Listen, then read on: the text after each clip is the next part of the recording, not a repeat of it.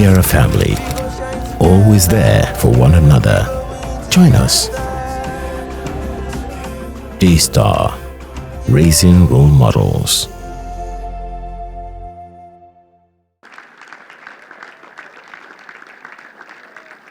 Good evening, everyone. Good evening, Daystar family, for everyone joining us physically here as well as those joining online. So today is a very special service, obviously, and it's because we're in this week's midweek recharge. We're discussing business, a good way to end the month discussing doing business. And the reason we're doing this is I feel very honored to be doing this, by the way. And I have to just celebrate our pastors, our senior pastors, and everyone that puts this together every time. You know, we show up here. I'm sitting down here and I'm wondering, I do this all the time. Why am I feeling like this? Well, they do this even more effortlessly. The world is full of, we've redefined what success is. You know, people are talking about success being trending, success being that you've made more money, or that you have to be competitive or very aggressive. There are many ways people are redefining what success is. So today, we're going to be talking about how we can infuse strategy, infuse transaction, infuse interaction, every decision we are making with the principles of the kingdom, how that can be an advantage and not a disadvantage, and practical ways we have done it. Would also be giving opportunity to hear your questions. You know that the link was mentioned earlier for you to drop your questions so that it isn't just what they've preached Sunday and Wednesdays, but here you can ask personalized how your own story is playing out and what you would like clarity on. And I trust God that He would use us to bring solutions to whatever challenges you might be facing in your business in Jesus' name. All right, so the first question I'll be throwing to my panelists is, how do we thrive in the marketplace without losing our soul? And I don't even want to put any context to it because I strongly believe that we've seen things happening online, especially within the social media space, where it seems like the way to rise is to bring somebody else down. But how do we thrive in the marketplace without losing our soul? I'll start with you, sir. Okay, thanks, TMO. Good evening, church, and good evening, everyone here and those online. So again, the question is, I'll just personalize this. The truth is, it is tough. It's difficult, but it's not impossible. Most of us that start business from a very young, early stage, we have this survivor attitude, survivor mode. So what that means is that when you're now transacting outside, you are almost under pressure to conform. So somebody can ask you to inflate an invoice or even send a blank invoice.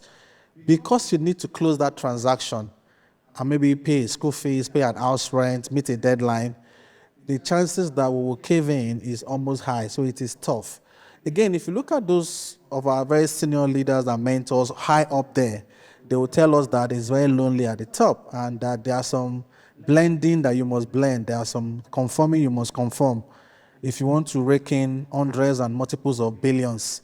And some people even go and join maybe a cult or something. So however side of the spectrum you look at it, it is tough. How do you do that? You have to hold on to your center of gravity, hold on to your personal values, hold on to your personal faith, and keep asking God for help.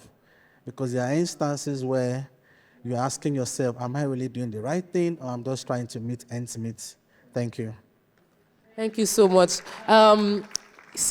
I feel that for you, because you're a doctor and you operate within the medical field, I'm going to personalize it a bit more.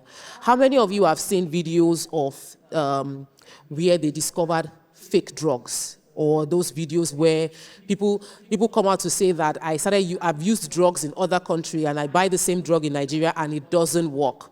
And sometimes I cannot understand it, that when they find out the names of these people, you hear Christian names.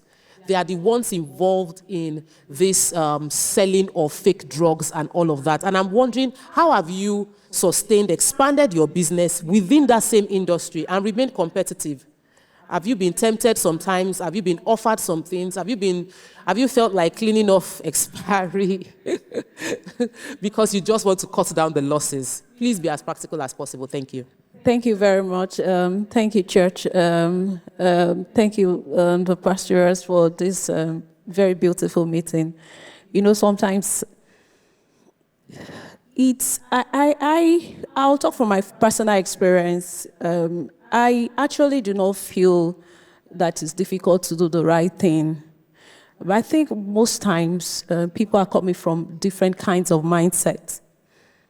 If you want to be an entrepreneur and you have a scarcity mindset, it is easier for you to try to change things, try to move things in the wrong direction so that you could get things done.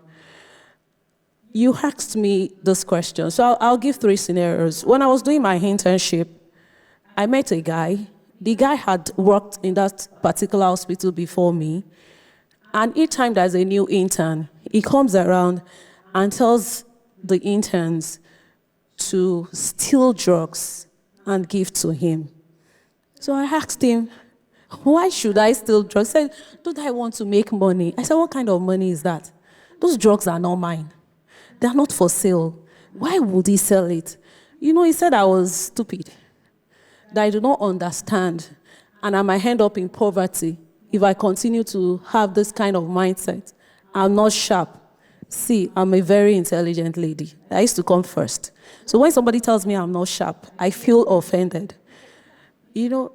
So I met him 2 years ago, and I looked at him and I said, so all that stealing, what's the summation of it? Every one of us needs to you need to define what success means to you early enough. If success means just money, you can actually do a lot of things. Drugs that expired, you change the date because you have a scarcity mindset. I've done business with people, and they were paying me cash. And I said, okay, I come to do this business at 6 p.m. You guys give me a lot of cash. And I'm like, one of you guys, because there are 12 people that always meet in the office, the account session. I said, one of you guys could just organize and, God forbid, somebody buy me. And they said, okay. I said, can we make arrangements so that this money is paid into my account? And they said, yes. The first time they paid the amount into my account, I realized that they've inflated the money. I said, sir, the money, and he said, yes, that is it, you return. I just returned everything back to them. You see, that organization has gone down right now. I told my husband, he was the one that gave me the link. I said, these guys, they will ruin this organization. The organization is no more as of today. But I returned the money back. When I returned the money, I told him to tell them that I lost my phone. My phone was on airplane mode for 2 days because I just don't want them to call me. I don't want them to beg me. I don't want to answer and go ahead and do it. And that was because I was able to define my success. And defining your success, you see, it has a lot to do with Christianity, and it has nothing to do with Christianity as well. It has a lot to do with reality of times and telling yourself, this is what success means to me. Success does not mean I should hurt people. I won't hurt a system because I want to climb. You were saying hurt someone else. That was hurting a system. And I wouldn't want to be a part of it. My mom once told me that when you steal what does not belong to you, something will be lost from you too. As in, there are so many things people lose that they are not even aware of it, just because they are stealing from other people. And I think that stuck with me. So those drugs will expire. We'll throw it away. But you know what we do? You put a system in place to reduce expiry rather than changing the date. You tell your people, this is how you do FIFO. When drugs come in, this is what we check. If it comes in and it's 6 month expiry, you return it to the distributor and buy the fresh one. So you put system in place, so you are not at a loss. So you can do business profitably in Nigeria if, number one, you define what success means to you. Everybody has to do that, whether you're an entrepreneur or you're an individual. If not, you will leave somebody else's definition of success. You will even have the money, and you come to penury, because this guy's success is enjoyment. So you go and blow it off, and you're back to square one. So define your success early, so that you're not pressured. Thank you. Please give her a round of applause. Wow. It's not easy to walk away, because when you check your accounts and you see the bills, What she did is not flesh and blood that did it. The Holy Spirit empowered her. And we must keep praying for the Holy Spirit to empower us to do the right things at the right time. All right, so the same question goes to you, sir.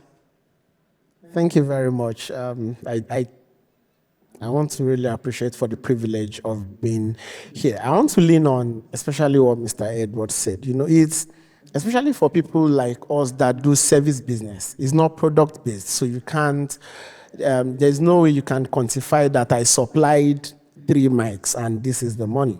It's a service business, so we send in an invoice, and there's this organization I did a job with the first time, submitted an invoice, everything was fine. And when it was time to receive payment, I was given cash.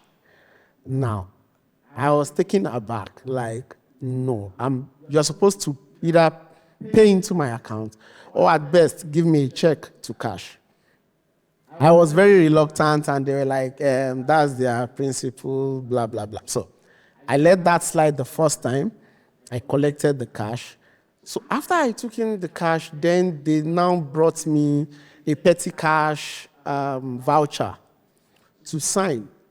And so I was just like, okay, I have done this job. The next time they called me to do a job, I set up more clear terms that, look, it's our policy that we don't take cash. So if we'll be going on with this job, you will either have to make payment into our account or you write a check. They were adamant that they were going to still pay cash. And I gladly walked away from that job. Few months down the line, some things happened in that organization that went into the news. And I was just like, okay, if I had continued with these guys, who knows what would have happened. Just like Dr. Adetutu said, it's not an easy decision to take. It's tough. Trust me, the bills are piling up. And at times you just look at the situation and you are like, okay, should I just let it slide this one time again? But it's, like she said, when you begin to do hanky-panky, something you will actually lose, something will get missing at the end of the day.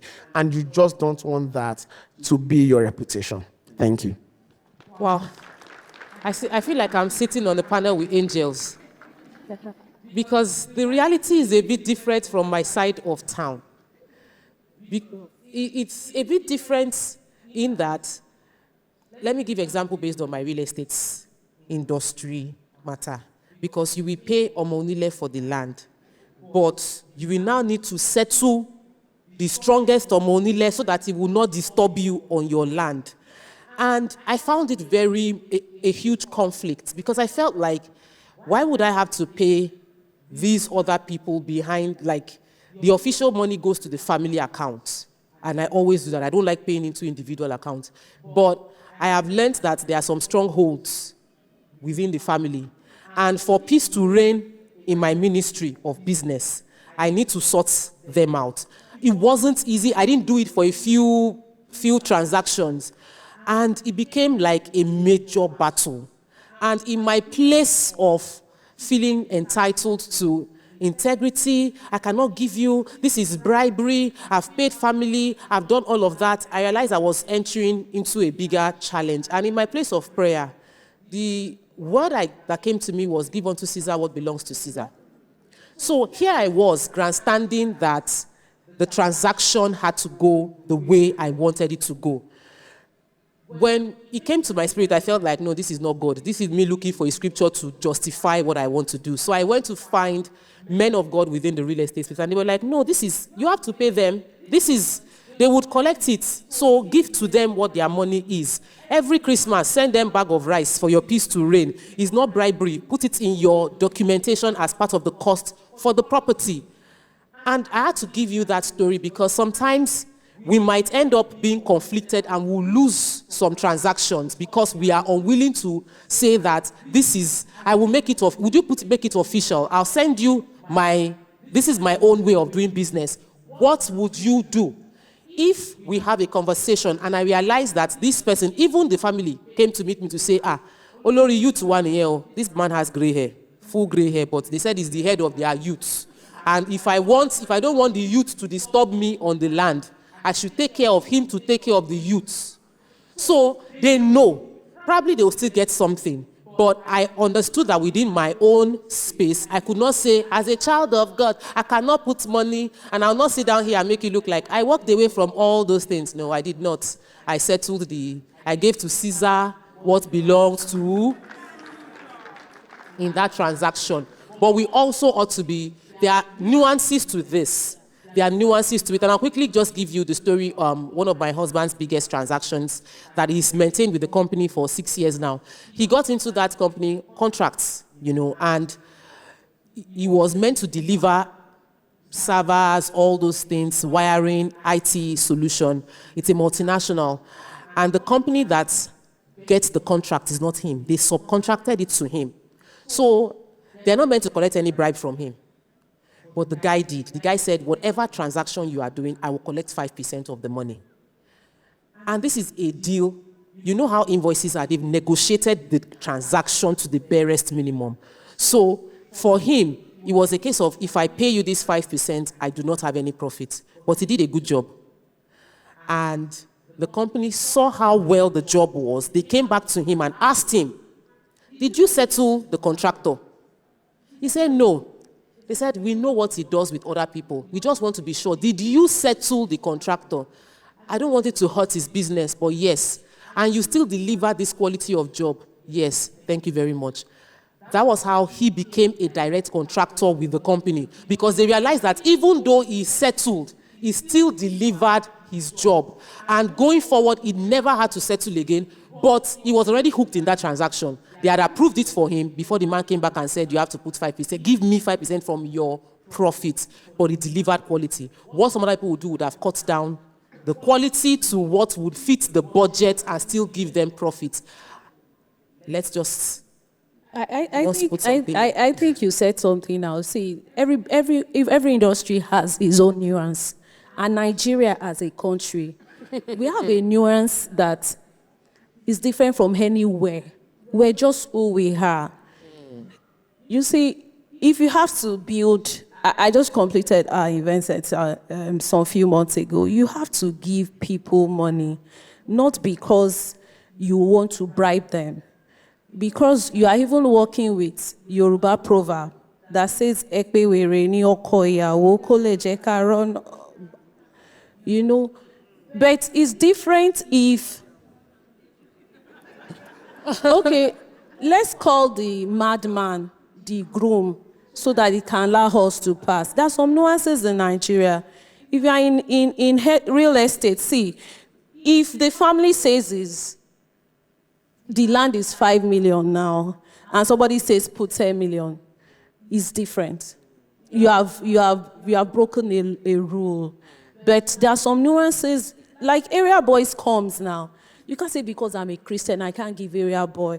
You will give the area boy money. You know that you're on your right, but you don't see it as bribe. For me, I just say that this guy is hungry. Just give him the money and let him go.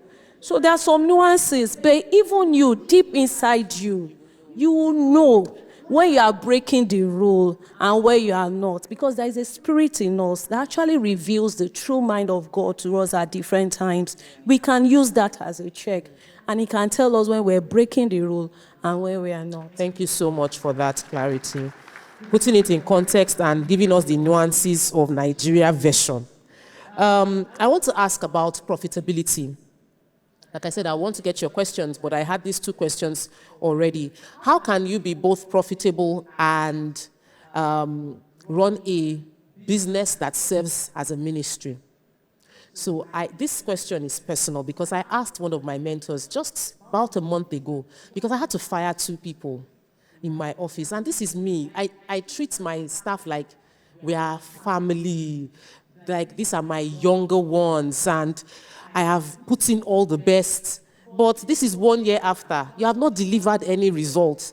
And I'm looking at the numbers, so I had to make a decision to let go. And it was very painful. I had not even let go when I had a meeting with my mentor to explain that, how can I do this? How can I sack this person when I know they have family responsibilities? It just feels like I'm not a Christian for me to say I want to sack the person, and they help me put it in context. Before I give you that context, let me hear from them. How can we be profitable and yet create a business that serves as a platform, a ministry platform for other people?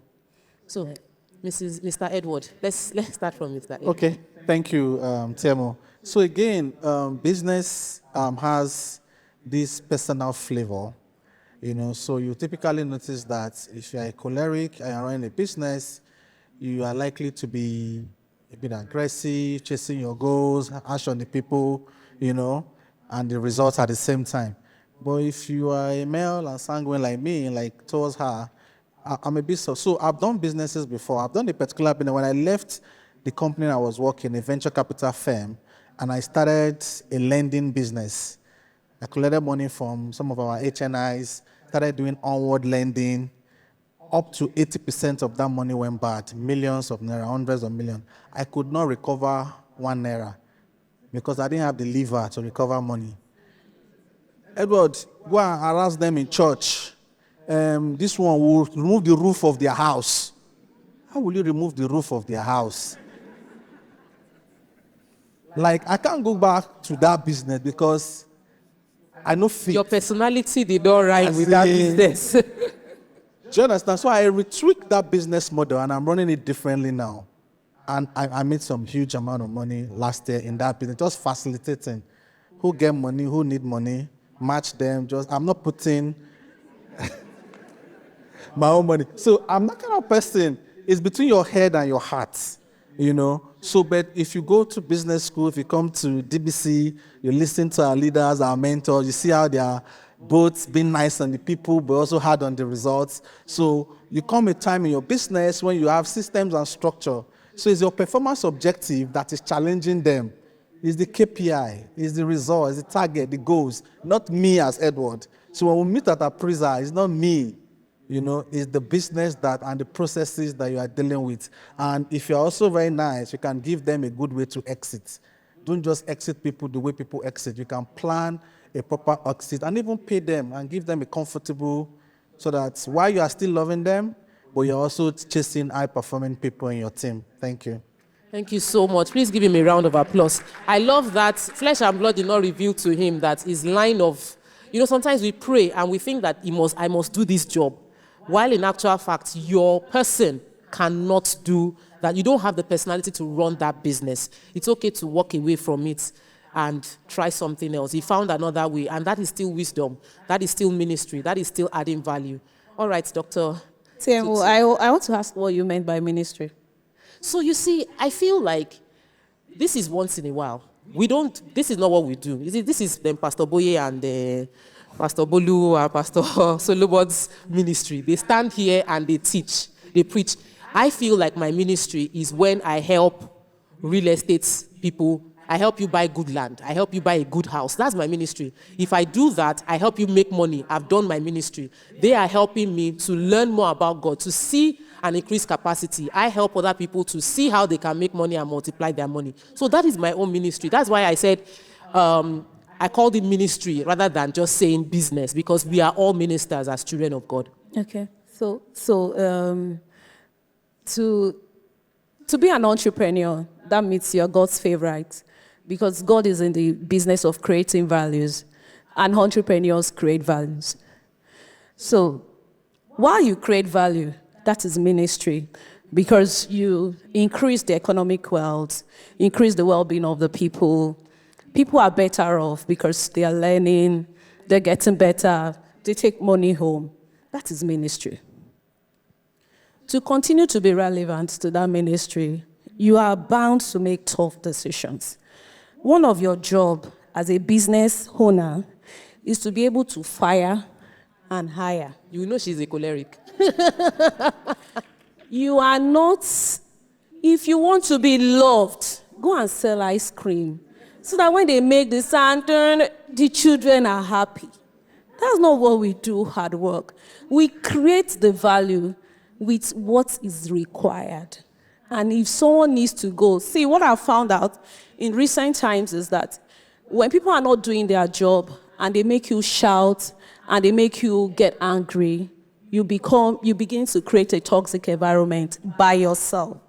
So when someone is not useful to that vision that you have communicated, when somebody is not aligning, and when somebody cannot see what you are saying, it's better to let the person go. And you can break the news in a very beautiful way. You don't say, you are fired. I just realized this place is not for you. You've not grown in the last 6 months. You've not been able to really add as much value. Maybe there's something of interest that you like to do. The person cannot hate you. I'm telling you to redirect, to refocus. Everywhere is not for you. This place is not for you. I think we're a bit stressful, excellently driven, we're too customer-centric, and you just like to do things at your own time, but the market is not waiting. We could lose our accounts. We've actually lost account, as you can see. You are firing with steez. That is it. It doesn't have to be, you are fired. No. Make it look, serve the dish in a very pleasant way. Fantastic. Let the person hit it and say thank you after eating it. So you should make tough decisions because you are in the business of value creation, and you should continue to create value. There are mouths to be fed. There are mouths to be fed. There are lives to be taken care of. That is my ministry. So don't block that. Thank you so much. Please give her a round of applause. Some of you have learned how to fire with composure, with steez, very demure. When you finish, you collect thank you. The person that you fired will be saying thank you. I understand, ma. I understand, as the person is leaving. I would like to hear, maybe you take a different perspective, because we're still trying to talk about how to create a profitable business while we're using our business as a platform for ministry to impact our world. So, as a business person, first and foremost, you are in business, and then the ministry. If there is no business, there won't be ministry, right? So it's just like she said, you have to find a good way of serving the dish, okay? Because if that person is hurting the business, then it's not only going to affect her at the end of the day, it's going to affect the business owner, and it's going to affect every other person that the business is serving. And if you are not quick to make that decision, it can get the business to a point of no return.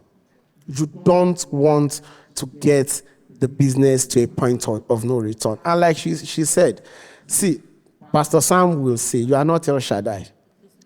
You can't solve everybody's problem. If you think you are El Shaddai, you shall soon die. Your business is not El Shaddai. Everybody cannot fit your business. In an attempt to get everyone to fit your business, the business will die. At the end of the day, there won't be any business to use as a platform for ministry. Thank you so much. Thank you. Please give him a round of applause, because many business owners are still thinking they are El Shaddai. So I've gone from, I think I did a personality test. It was for something else, and they said I was choleric. I'm like, me. When did I become choleric? You see, business can make you turn your personality upside down. So apparently, over time, because of the kind of business I was doing and people I'm interacting with, I've become more assertive than my natural disposition is. So give room for that change to happen in your life. And there's something that was mentioned, even somebody on YouTube, Tosin Ishola, actually answered this question the way my mentor told me. Do you have metrics in your office? Are there KPIs in your office? Do you do appraisal in your office? Because if you do those things, by virtue of doing those things, the person who is going to be let go would already, you just bring out the person's KPI over a 6-month period, and the person will see why it is impossible to keep them at that job, you know. But I also learned something that I will share. If you are in an organization, or you are it's a small organization that you are the head of, learn to give queries. Because if you internalize the things your staff are doing to you that is not good, and you don't document it, the day you need to fire, you don't have evidence to show. So even if there are just 4 of you in the company, send a warning, send query, document that occurrence. If, Like if somebody speaks wrongly, I have a staff that's twice now has spoken wrongly. I've let the staff go, spoken wrongly rudely to customers, and we didn't document the first one. It was the second one we documented. By the third time, I was now using that time. We didn't write it down. So it would have been better. My HR consultant was like, it would have been easier for me if at every time we can reference the things they have done wrong. It helps you to maintain the organization. But we really did not do the profit and ministry. About profitability, I am so sorry I'm going to say this. What I found out is that a lot of people don't even know their numbers. True. As Christians, yes, God has blessed us, really. A lot of people don't know their numbers. I'm asking entrepreneurs, I don't like numbers. These numbers we're talking about, it's not mathematics. So. It's not mathematics. So somebody say, so what's your turnover? And the person says, oh, I make 10 million. I said, so what's your profitability? Somebody said 10 million. I said, no input cost. Are you stealing or something? As in, where did you get the things? Do you get? Every Christian, even though we have anointing, must acquire the necessary knowledge to do our business. You must understand that industry, the nuances, the size of the profits, even the size of the customers. You see, those things are very important. Somebody says turnover is vanity. It's the profitability that is sanity. Sure. Do you have records to show? Take it again. Turnover is vanity. Profit is what? Sanity. Again, since I want to be sure you are following.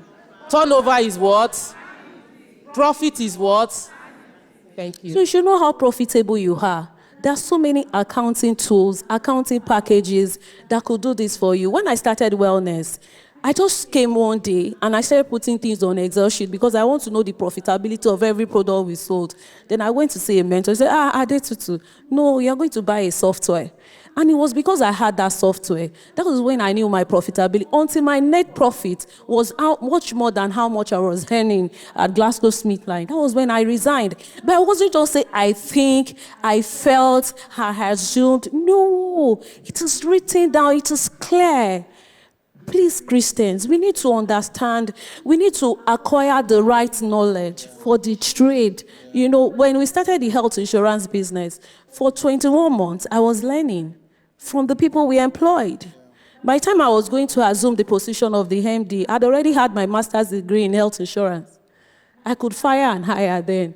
Then even the people that would just say, okay, they just realized that, this woman, she get fired. Because now I'm not saying you should brag with knowledge, but knowledge gives us confidence. Knowledge makes us not act confused. Yeah. It's not fair to be talking with Christians and they're entrepreneurs and they are confused.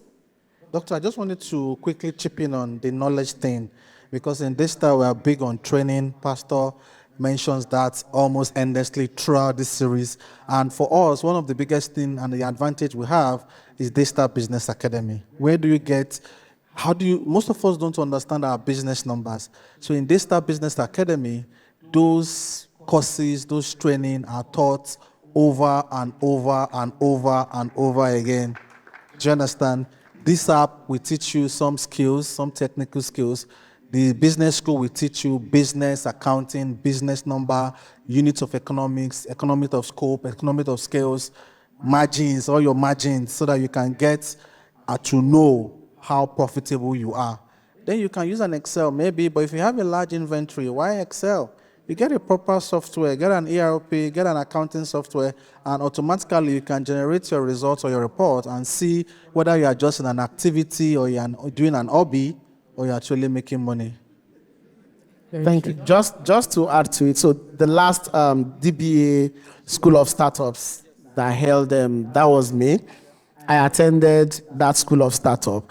And I remember in the finance class, yes, Mr. Shegun Shele, everybody in the class was dumbfounded because majority of us in the class realized we were chasing the sanity, the vanity part of things turnover. When he broke down how you build your cost structure. He broke down how to build your cost structure and how to do markup and all that. Look, the class was so practical. And please, the next one, when the announcements come, sign up. In this house, that's the advantage we have in this house. You want to do business.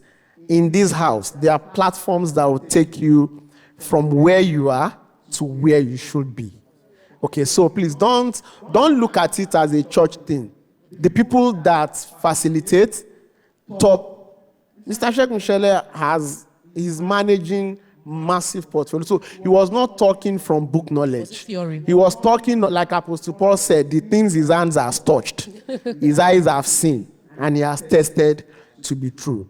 That particular class, I had to go back and for the first time build a cost structure for my own business. All right, please give him a round of applause. And please, let's celebrate DBA, let's celebrate DBC, because it's been a huge platform for learning. I have this question someone sent in. Said, how do I start in a competitive market like the creative industry? How do I even succeed with all the crazy worldly stuff out there? So now, put it in context, just a little bit. I have a tailor that disappeared for about 3-4 months and came back with a different body. Do you understand what I mean? She came back with a different body. And when I engaged her, she said in this fashion industry, if you don't have this body type, you will not sell markets. So she went to do her body so that she can sell her fashion business. I also know actors and actresses, particularly actress, that I knew her before. I did not see her for a while. She came back with a new body. And then suddenly, she's in a lot of movies. She seemed to have blown. So when church people are now looking, how do I compete in this industry with all this worldly vanity, and you are telling me I should not go and invest in getting a new...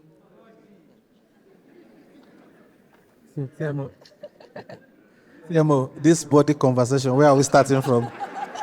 You can ignore the body part. Just focus on how my original body. in our how we can deploy creativity as Christians, especially within this in the industry. So like Dr. Adetutu said, even though she said it differently, when it comes to we Christians shining our light in the world, and the amount of darkness and all of those stuff we have to contend with, one of the things I believe is his ability to understand my identity and to hold my center of gravity.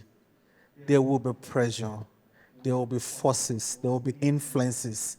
There will be several things that even yourself, there's nothing we can even say here, So that anchor, first of all, you must put, so I'm in the consulting space, and for a very 15 years in business now, and in that 15 years, it's like we've had a first 7 years of famine and the last 7 years of feasting. But that previous 7 years of famine, it was crazy, it was bad, it was terrible. It was no job, no salary, no office, no house, several things, And yes, you could compromise. Maybe you even compromise, or maybe you wanted to. But how did you survive that without caving in? The first thing is the Word of God, the Scriptures. There were times where I was in my previous 7 years of business and things were bad. I was in Adeni Jones then, and my section leaders, Christmas, New Year, I can't even go home. They don't even know I'm in the house. They'll be sending food to me. I didn't know how they know, But somehow, I held on through all those seasons, and it changed. So that anchor, that center of gravity, if you don't anchor on something, everything will sway you. Body type and body shape will sway you. How many body shape will you have? So then the last thing again is community. There is no temptation that has overtaken you such as not common. We hear stories of our leaders, of our mentors, how they went through, what they are doing, how they journeyed. I've been in DBC for almost, maybe 15 years, 12. And I've sat down in classes, in modules, in trainings, and it has become part of my spirit, my soul. So first of all, anchor on something so that when those seasons come, you know that these too shall pass, and get help. Then number 2, look for community, look for a leader, look for a mentor, and let's help and strengthen ourselves without losing our body. Thank you so much. Let me just throw out another question that I feel. There's a question for me, but I'll skip that and do, because it's still around the fashion space. Someone said, I'm reopening my fashion brand, majorly focused on men. Kindly advise on the right strategies to go about it. I already have the product via drop shipping. So, Has she done any research? market research in Nigeria, Yes. people don't. So what you just said now is because you have gone to business school, but this person, I'm sure, has not gone to business school. We don't really do market. But how many of you do market research before you started your business? If you did market research, say yeah. So has she done the street market research? She's saying she has gotten the goods. I hope she has not gotten it in large volume. Did she bring in just at times when we talk market research, it sounds big in Drop shipping already means you are doing market research because you sample the product exactly and see if it's selling. Start with 10. If you sell that 10 within 1 week, Okay. add 5 See, for the TMO. next week. That's where you will get the real-time data Of that what people you can. Yes, exactly. So if you buy 10 jumpers and 5 gym wear, and you sell the 5 gym wear before the 10 jumpers, you know that next time you have to switch it. I even around. think that our answer, he or she's answer is already in the question, because by virtue of doing drop shipping, you have a platform to reopen your business without capital. If anybody wants to start a fashion business, start with drop shipping. That way you sample your audience, you see what demand is. Then when you start making profits, I started real estate like that. Somebody is asking me a question on real estate. He said, I'm also in the real estate space. And starting out has been a struggle because there's so much noise. How do I stand out? I took a class today and I was telling people about the importance of knowing your customer and knowing how to address your products to the customer. It's not about what I want. It's not about what I think my customers need. It's about me identifying what my customers need so that my product is tailored to them. I would need to make a lot of noise. And I gave an example of a friend of mine, Bomosho, who did not market. She just posting pictures of herself on the land, doing work on the land. People were sending her DM to say, I want to buy into this, your product. Just because she clearly identified her product and sold the value of that product. People were interested in it. Even me, that I'm a friend doing real estate in Lagos, I had to call her and say, babe, this is your location that you are doing. No, I don't ask for strategy. I want to own what she's doing. And yet she didn't put a price out there. She didn't even call me. People were just going to her DM to say, you are dredging. She's dredging. She was doing dredging, bringing water into the place, artificial island, and all of that. And everybody was like, I want waterfront. She did not post a flyer. She didn't even put price tag. But she sold the value, the problem our business is solving, the vision behind our business, and invariably those that need it found her. You might try that approach. For me, it was a case of, I started like drop shipping. I started in my real estate business as a realtor. I didn't have to hold stock of land. I was selling other people's properties. So if I did not sell one estate, I sold another estate. I was doing agency, being a realtor, and I was doing it while building my brand. So if you want to be an agent or a realtor, set up your company. Don't do it as a side gig. If you really want to do this full time, market under your own company name, push your brand even as you are selling their product, because you are using their product to build yourself up. And over time, the trial and error would happen with other people's products, and then you establish yourself to start your own business. You'd have gathered a bit of capital to start out by yourself from other people's products. Yeah.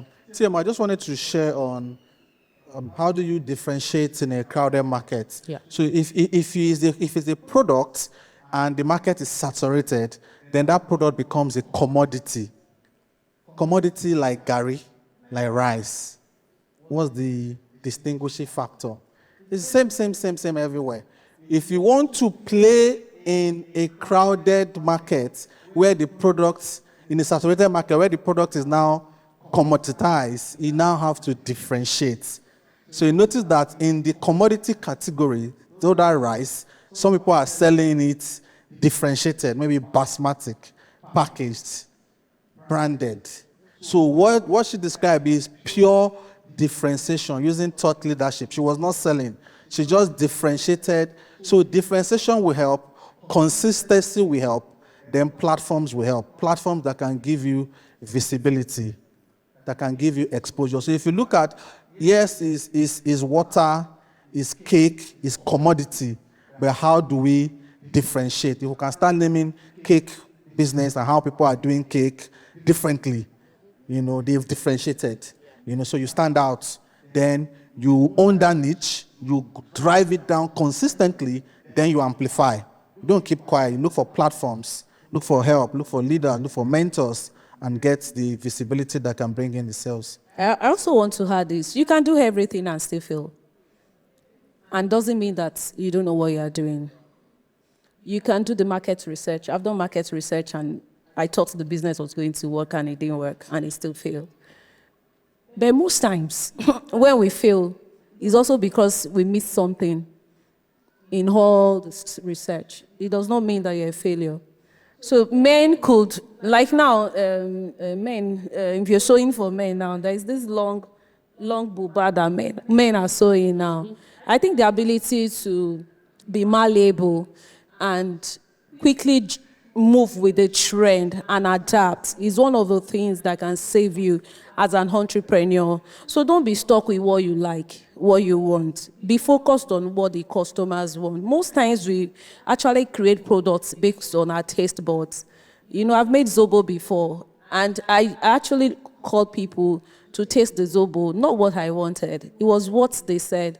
If they say add sugar, I will add sugar. If they say reduce sugar, I'll reduce sugar, because eventually I'm not the one that will drink all the Zobo. It will be too much. It's what they will drink. So listen to your customers. Listen, iterate, pilot. Just keep changing. Then you get there. Thank you. Thank you so much for that. It's very important for you to be malleable. You have to be able to adjust. If you see something, change. If something is bringing you quicker response, go with that.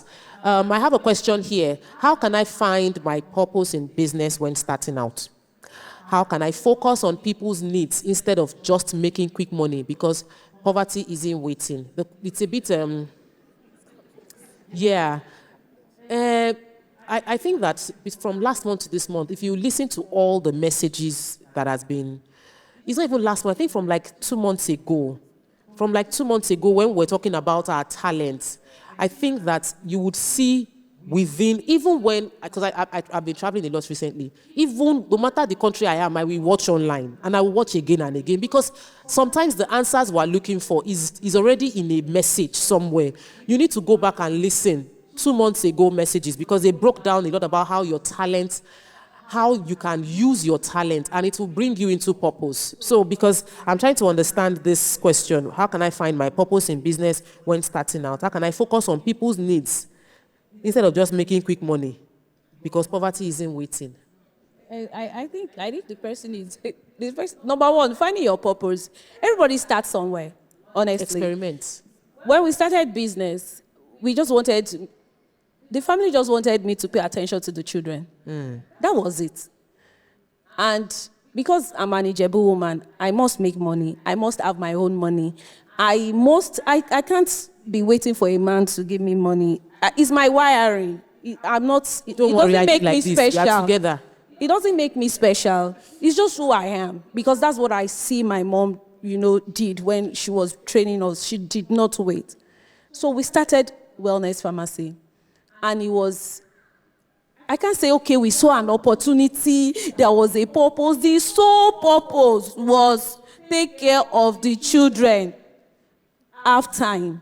But as I evolved, as the business grew bigger, the reasons began to change. The purpose began to change. So don't be fixated on one fine purpose, everlasting and divine purpose. Whatever is pushing you now, make it the purpose. And as you grow, you will realize that it will change, it will evolve, it will become something bigger than you. Wellness is bigger than me. It's bigger than my daughters right now. We started with them. Now it's making sure that everyone survives. It's making sure that lives are not lost. It's making sure that people are okay. You understand? But it has moved. It wasn't there. The sole reason. So don't dramatize this thing. Don't wait until you know what the purpose is before starting that business. Start. As you continue in that journey, it becomes more clear. Yes, it will clear. Because continuous improvement is better than delayed perfection. Look, Please clap if you want to clap. Clap. That is the main point of the book Pastor Sam wrote. Start with what you have. Yes. I hope you've all read it. You told us to read it. Look, you see that book. I read that book. I got to chapter 2. This was way back. I'm talking like 2005. I got to chapter 2. I stopped. I came out of my house. I saw a well. I knew I loved to wash clothes. So I saw my cousin come here and I told him, I've started laundry business. And he was like, I'm actually taking my clothes and my wife's clothes to the dry cleaner. So I collected it. I bought Bimbo soap. I bought cold Bimbo detergent. So you should know how way back it is. I bought Bimbo detergent. I bought cold water starch. That was how I started a laundry business. And in 6 months, I rented a shop, got a washing machine, got 2 industrial pressing iron. That was how I funded myself through school. Because I was reading, start with what you have. See, you are saying poverty is not waiting. The Bible said it. Like a thief in the night, poverty will come and harm you. So that poverty, if you are busy, poverty will not be able to attack you like a thief in the night. That thing you are doing, just do it. In that, I was listening to a podcast, and the people in that podcast were saying, in the Nike tagline, just do it. What is the most important word? Is just. Just. So you are leaving this place today. That thing you are still wondering how to start. Leave this place tonight. Get back home and just start. Start. The moment you start. See, people are not failures because they quit. Because if you are doing something, just like she said, iterate. If you try something today, it's not working. You have learned something that will not work. Start something else. By the time you start the first one, second one, third one, trust me, a lot of people that you see and hail, they stumbled on the thing. Mark Zuckerberg did not wake up one day and did market research to build Facebook. He was trying to get at a girlfriend. It's that simple. He was trying to get at a girlfriend. So just start. Channel your anger and start something. Please, if you were impressed with that story of washing, give him a round of applause. Those are my kind of stories. Thank you so much for sharing that. Thank you for giving context to that book. Because sometimes we think we have to arrange, and really we just need to move. Is it just? Mm-hmm. All right, so I have a few questions regarding money here. Loads of questions. Someone said, my business is 8 years old. Annual revenue is about 8 million. Despite marking up price twice this year, I can barely earn a salary. I pay one staff, restock, and poof, please help. So I wish the person can tell us what the business is. It would help to understand how to advise. There's another business money-related question. As a souvenir brand, I'm having issues with financial management. When all our family expenses are on this one business, kindly help with advice on money management. Another financially related question. He said, I'm having trouble pushing my digital service business out to the public after registering. One major issue I have is pricing. What can I do? So all these three questions are regarding money. One from the perspective of family. The family responsibility is draining the business. And then another one is the fact that the business cannot even pay this person's salary. There isn't enough cash flow or isn't enough margin. I think it's a margin issue. And the third person is a digital business struggling with pricing. So it's all about business. So I think you should take the digital question because you're into consulting and you've related with them. The digital person said he runs a digital service business. And after registering the business name, he does not know how to price the business. What can I do? Okay, because it's a service, the pricing is very subjective. So pricing there is a mathematical way of doing pricing anyway. There's a cost markup approach. There's a competitive approach, what the competitor is charging. There is just face value, depending on who you want to sell to. If it's an HNI, if this market segment is a popularly niched market, if you give that kind of person a low pricing, they'll switch off here. They'll switch off, say, oh, this guy doesn't know what he's doing. So there are different school of thoughts in pricing. But my approach is, the very simple one is to just find a way to get all your cost inputs. How much is your rent? How much is your internet? How much is your salary? Okay? How much is your marketing? All of that can arrive at a figure X. Let's call that figure 3 million naira.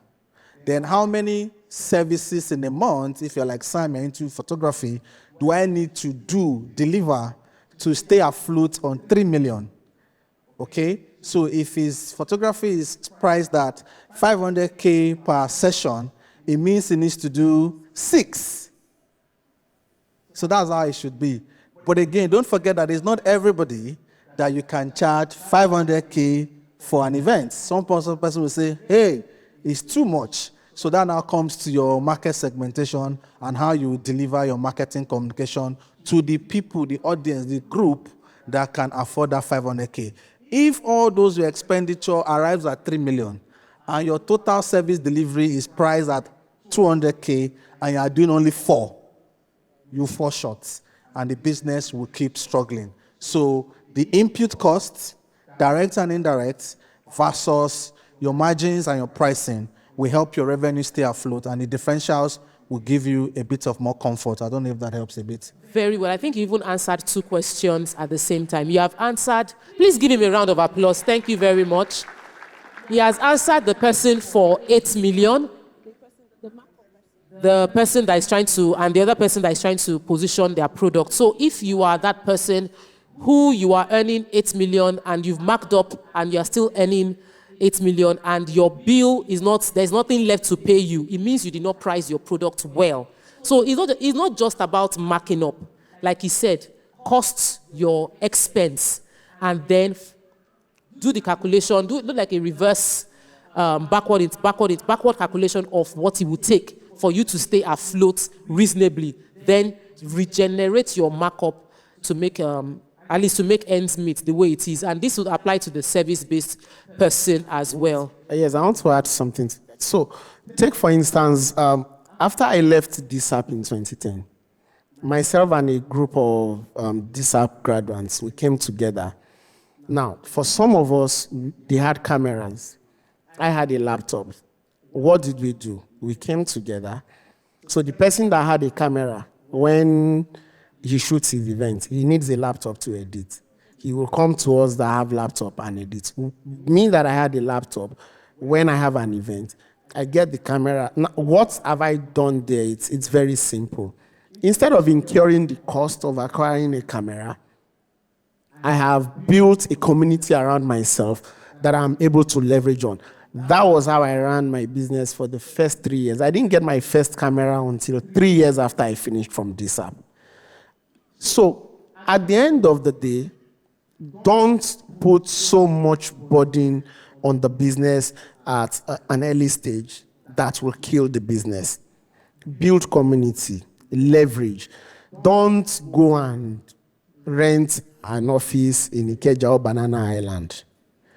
Okay, if you have a friend that has an office in Bagada, tell the friend, please let me use your office address as my own office address. You don't necessarily need to resume there every day. This speaks to the cost structure, and you will be amazed at how much you will be able to save on cost by taking this approach. She has mentioned it. You see, community is powerful in growing. You can't do it alone. You are not El Shaddai. Okay, so please build a community around yourself, and it will save you a lot of headache. Thank you so much. Please give him a round of applause for that. I also want to say, for the digital business owner who is struggling with how to price, get a mentor. Because if you have mentorship, someone who is in that field, and you can have conversation with that person, it would help you know how to price. They would advise you on what to do. I struggled as a makeup artist, and I thrived as a real estate person because I didn't have a mentor when I was doing makeup. I didn't even know what mentorship was. But when I was going into real estate, I had enough knowledge to start with mentorship, and it made a huge difference in how my business is being run today. When you spoke about low cost too, let me just say that I think that we had done over 100 million in my house. Like I would tell the customer to come to my house. I'm operating from my house for now. My dining was our office. I had 2 people working with me at my dining table up until 1 year of doing business before we now rented. We didn't even rent. I did co-working space. Like I was there for another 1 year. My husband said, look at your account, go and find somewhere. I didn't know, I need to keep the cost down. So please, as much as possible, keep your costs down. It might be the way for you to pay yourself at the end of the day. So I'd like you to talk about the person that is having challenges with covering family expenses with just one business. Okay, so the truth about it is doing business could be very stressful, especially when the turnover is not even coming in. So there is nothing to be vain about. And when that happens, we might need to look at the business. If a business is not sustaining you, it's either you get something else to do with it or you just exit. Honestly, it's very difficult. I had a friend once and I told her, please, just go and look for another job for now. Then you can come back. Or you do this. And you see, you don't feel it. You know, the thing that she said annoyed me was the fact that what would people say? And I'm like, people don't care. People don't give a damn. Those people that you are trying to cover up for, when they realize you can't have fun, they'll still make fun of you anyways. So why not just tell yourself that this is the right thing to do? Because sometimes where you are just flogging a dead horse, it's not going to rise. I wish to know what business that person is doing because it might be the size of the pocket of the trade. You know, somebody is selling pepper, and you can sum it up. This is just 50,000 naira size of the trade. You can't suddenly become a millionaire from it because how much can you turn over?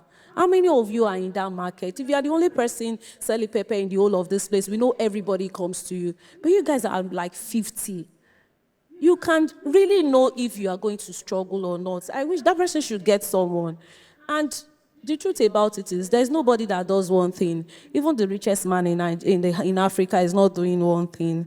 Sometimes after you do this, you need to scale to another thing. We do all kinds of businesses. During COVID-19, there are 2 parts of our businesses that was not moving at all. But because we're doing other things, it was easier. We could sustain our lifestyle. We were not afraid. So sometimes you can look at that chain, that supply chain in what you are doing and look for opportunity there that you could add to it. But honestly, it's not easy to advise this person until we know the kind of the business the person is doing, the size of the family, the size of the trade, and everything. Because you cannot help the person to adjust the cost. And you know, because sometimes if the turnover is not working, the cost can be taken care of. There are 2 things you take care of in business. You take care of your cost, you take care of your turnover. Anyway, turnover is revenue. So you work on the 2. So that person might need further discussion to understand. Yes. And you can find mentorship at DBC. That's a community where you And that person should sign up for the next School of Startups in Yes, DBA. yes. A lot of all these things, they will teach you business model, everything. It is like a MBA in 2 weeks. Totally. Yes. All right, so we have two questions. Somebody's question seemed like a follow-up to what you're saying. He said, what would you say about doing multiple businesses? Because she just said now that we should try different things. Yeah? And she said, as a startup, you are doing multiple things and yet to outsource or delegate responsibilities, probably because you can't afford to. How do you specialize and scale when you are doing multiple things? Okay, so I also talk about that multiple things. Some of us are doing multiple things and nothing. We're just hustlers. We're not talking about hustlers here. We're talking about people that can put processes, structure your business. We can do a lot, but you have to structure one, then move into the other. You cannot just be jack of all trade and master of none. You can actually develop mastery as you move on. So don't let us confuse hustling with doing more than one thing, because you will be thrown in different ways because you don't have structure and you will lose everything. Honestly, and if you don't lose everything, you will not have substance that you can also put on the table when you are meeting people that could help you. So you need to develop mastery. And as you develop mastery, because business is the same thing, at the end of the day, there are just some tricks in different industries that you need to learn. Eventually, it's bottom line. Turnover, profitability, then cash flow. That's all you are looking at. And so if you develop mastery in one, it will give you opportunity to understand how to quickly, do that. So if you are doing multiple businesses and you are thrown in every place and you don't know what to do, I like to use this when it comes to delegation. When you read John 10, the Bible says that the sheep, that the higher hands at little discomfort because it does not care about the sheep, the person leaves. So if you want to do multiple things, you need to be sure that the people you are delegating to really care about the vision, understand what you stand for, and can really care for the sheep. And that at little discomfort, they're not going to run away. Because you put people there, everything just collapses, and you're just back to square one. So you can do multiple things, but you need to structure it. Please don't be an hustler. Don't be an hustler. So, thank you so much for that. Please give her a round of applause. Thank you. I just need to say add something quick to that from personal experience. See, when you're running a business, you will try different things. Somebody has asked the question, said, how can I draw more patronage for my tech and multimedia startup? Given that I haven't received any clients for the past 4 months, despite running several ads. So we try. You try this type of ad, it doesn't work. We try another type of ad. We try another type of ad. We go out into the streets. We approach. You can't sit down and say social media is not working, and then you are spending money trying social media. Enter the street. Go out, talk to people. And that person can even, instead of running ad is not working, have you tried to volunteer? That service you're trying to market. Exactly. Can you volunteer that service to someone? Get proof that this thing works. It gets result. Then use that proof. The person you are volunteering for, let that person have an understanding that, look, this thing I want to do, at the end of the day, I want it to run a marketing campaign. That's proof that it works. Use it and run that same ad and see what will happen. Exactly. And please give him a round of applause for that. Proof of concept, extremely important. When I was going to start my real estate, my house is around, on the other side, Magodo. Mowe was 2 minutes for me. Literally, Mowe is 30 minutes. But because I know what I want to do, I'm trying to sell markets, and this is my first month of doing business, and I've employed somebody. I knew I had to sell that month. So it was a case of I have to. I tell people, when you decide that you must make this money, guess what? The money will show up for you, except you're not a person of faith. And sometimes we talk about this thing. We don't talk about the fact that I wake up every morning. I will walk the length of Magodo, scabashing all the way. This month must not end without me making money in this real estate business. By the 27th, nobody has bought. I was like, Father, middle of the night, I joined. In the morning, I go to TVC. After TVC, I go to Mowe. When I'm in Mowe, I will go live on my phone. I am live. This is the estate we are selling. This is the bush. Come and buy. When I finish, I put 20,000 naira to sponsor. I get home, I'm praying on what I've sponsored. By the time you put in your faith to work, you are saying 4 months. You will see that in 1 month, what you could not do in 4 months, you would activate it for yourself. Because that's the way, that's the God we serve. And sometimes we know, in this my own industry, if you don't, you have to have secret place, my sister. There was a day I was crying behind this media wall here. I was crying on Mr. Ayomakide's shoulder because the drama that happened, I could not access my land. Paid for the land finish, Omonile took over. They are shooting. We've lost lives on the project. I came here, we came for recording. Why are you looking like this? I could not even talk. What's going on? As I want to talk like this, it was just tears. I was just crying. By the time we finished praying, because there are things that are beyond you. And you need to tap into the spiritual. God factor.